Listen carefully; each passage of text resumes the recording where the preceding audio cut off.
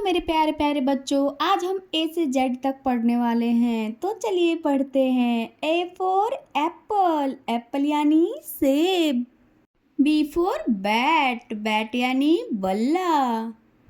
C for cat, cat यानी बिल्ली। D for dog, dog यानी कुत्ता। ई फॉर एलिफेंट, एलिफेंट यानी हाथी। एफ फॉर फिश, फिश यानी मछली। जी फॉर गन, गन यानी बंदूक। एच फॉर हैन, हैन यानी मुर्गी। आई फॉर आइस, आइस यानी बर्फ। जे फॉर जोकर, जोकर यानी जोकर। के फॉर काइट, काइट यानी पतंग। एल फॉर लायन, लायन यानी शेर।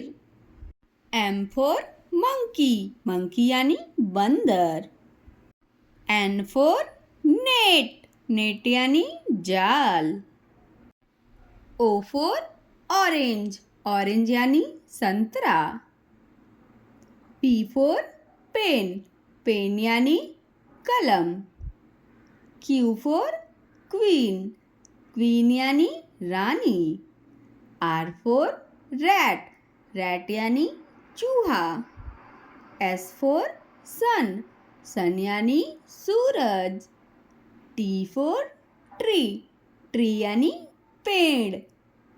यू फॉर अम्ब्रेला, अम्ब्रेला यानी छाता। वी फॉर वैन, वैन यानी गाड़ी। X for Xmas tree, Xmas tree यानी एक्समस ट्री।